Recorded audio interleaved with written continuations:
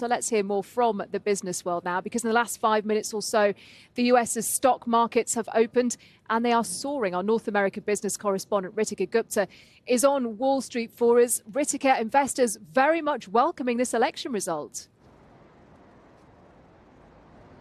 Yes, Anna, US stocks are rallying here on Wall Street at the open on a decisive outcome, and a Donald Trump victory means the Trump trade is back on. We're seeing dollar strength, Bitcoin hitting fresh record highs, and treasuries lower. But there are all questions about what it could also mean for global protectionism and the impact of higher tariffs as well. So for more on all of this, let's get to Martin Bakadax. He's a correspondent at The Street. So Martin, break down more of this market reaction for us, because it might be a Donald Trump victory, but we're still waiting to see if it will be a Republican sweep as well.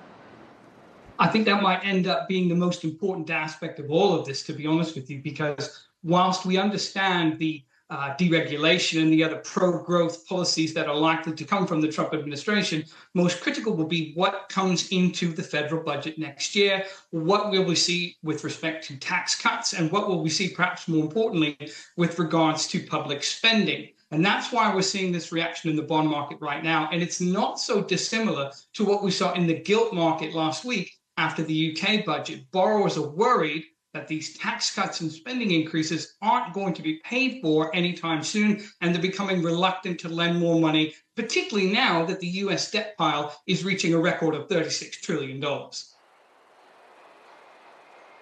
And Martin, what does this mean for the Federal Reserve and its interest rate decisions? There's a meeting tomorrow, the market's baked in a rate cut, but how will this outcome impact future interest rate decisions?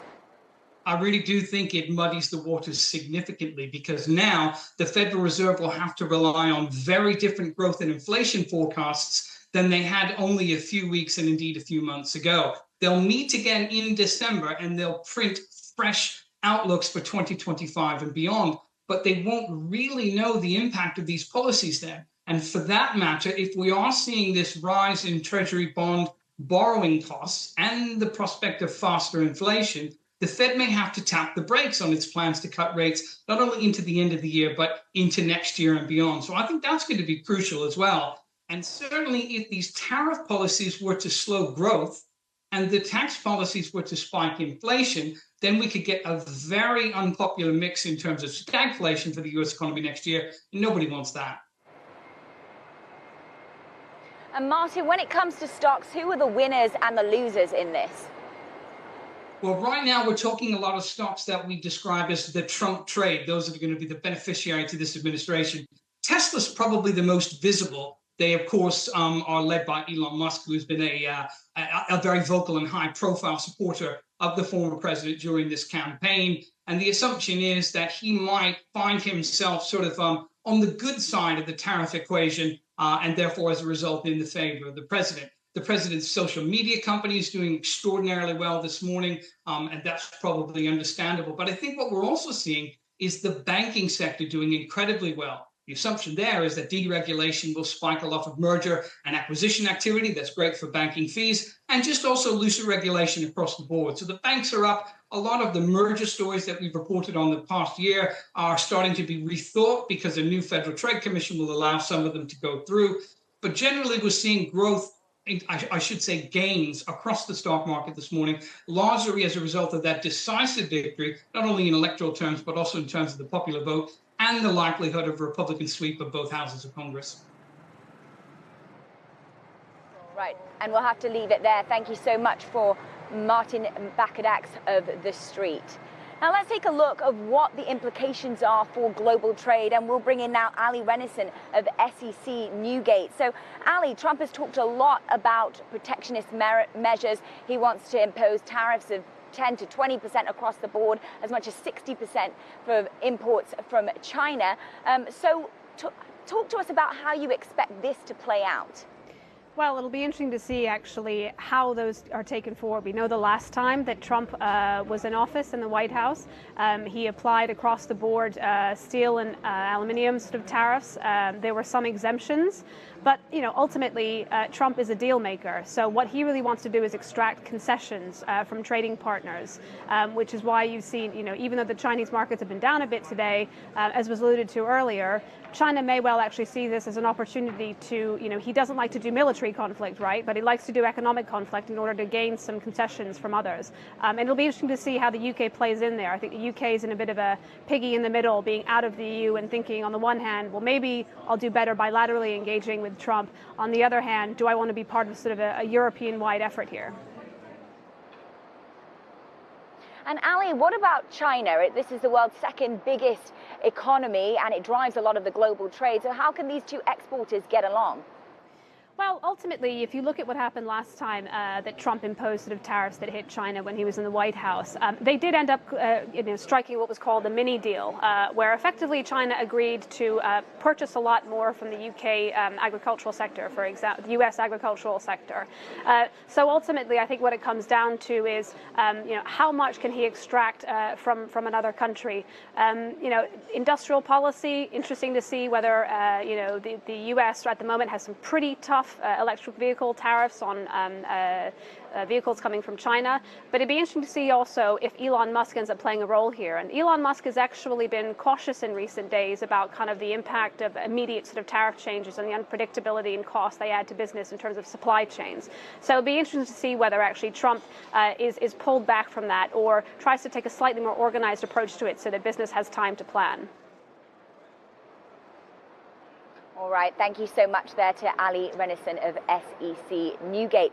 Now, how will this outcome impact Brand USA? Let's take a look at that in more depth with Alison Stewart-Allen, the CEO of International Marketing Partners. So, Alison, how does this result impact how the US is perceived on the international stage? Well, interestingly, there's some very recent research in the last few days where international students were asked, if Trump was president, what would your appetite be to study at any of the American universities? And 16% of the sample said they would be put off and not be interested in studying in the States. So certainly from an academic institution's point of view, there's already evidence that this is potentially harmful. Back to the point Ali just mentioned in terms of trading partners, what might the appetite be of not just other countries, but businesses around the world in wanting to invest and hire more Americans, if you like, or make acquisitions in America under a Trump administration, because of course, from their perspective, this last several months of campaigning has exposed lots of volatility in the way that the campaign has rolled, and in fact, in the way that Trump has made some vague promises or perhaps threats in terms of tariffs. So you have a lot of very concerned international business leaders who are hoping that they are not punished, and they're worried that Brand USA will be a much less attractive place for them to grow their businesses. And Alison, one company that is really moving this morning is Tesla. Those shares up sharply. Its boss, Elon Musk, a big backer of Donald Trump. What does this outcome do to the reputation of US businesses, particularly Tesla and X? Well, one of the things it suggests is that if you have enough money to be able to give to a campaign or an American political leader, that gets you access. Now, that's obviously true. But no one really thought it would be as true, perhaps, as it is between Elon Musk and Donald Trump. So you may well have people thinking that if we give enough money to the Republican Party or political incumbents, that we will then be able to easily shape legislation. So I think there is that expectation now on the back of what people will have seen in Elon Musk's access through his deep pockets.